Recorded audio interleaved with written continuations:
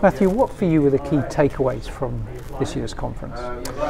I think the key takeaways from me, firstly, is that the 2020 implementation for the sulphur cap regulations has been smoother perhaps than a lot of people were suspecting or certainly sort of worrying about. So the implementation has been largely successful. Obviously been an increased layer of complexity, the coronavirus and other sort of external factors, let's say, on the shipping market, but overall implementation seems to have been quite smooth. Secondly, there is still some work to be done probably on the back end on the regulations with regards to standardization and just continuing to level the playing field and pushing things forward on an even keel, let's say, from a regulatory standpoint. And certainly water treatment was a dominant topic, and in particularly the issues around open loop scrubbers. Yes, they were. I think there was some discussion certainly around whether or not treatment technologies needed to evolve.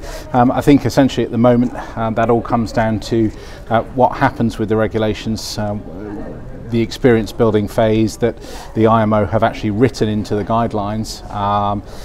So once we continue to build this experience, whether or not the treatment technologies need to adjust and alter, I think remains to be seen.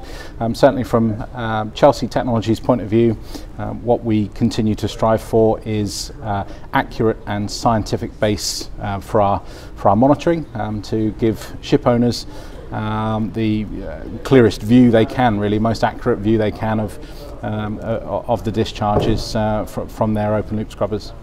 And certainly on that point, the science was discussed very heavily at this event, and in fact reference was made to the sea being the world's sulphur reservoir.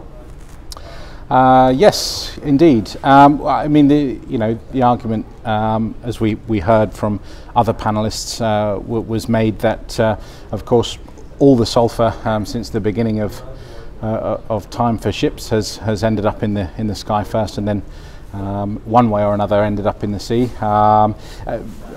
Personally, can't really speak too much more to that. I think that's down to the scientific community to really reassure us of and to come up with the answers there. But certainly, so far, I don't think the industry has seen any significant pieces of evidence to suggest that there's an issue there. And finally, we are talking at the conclusion of the event. We can hear a few voices in the background, a few stalls being taken down. How have you found this year's event?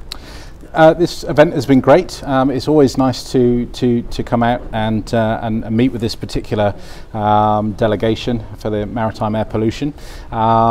Being a water-focused company, it's quite an interesting one for us. Obviously, to sort of add a slightly different dimension to the debate, perhaps.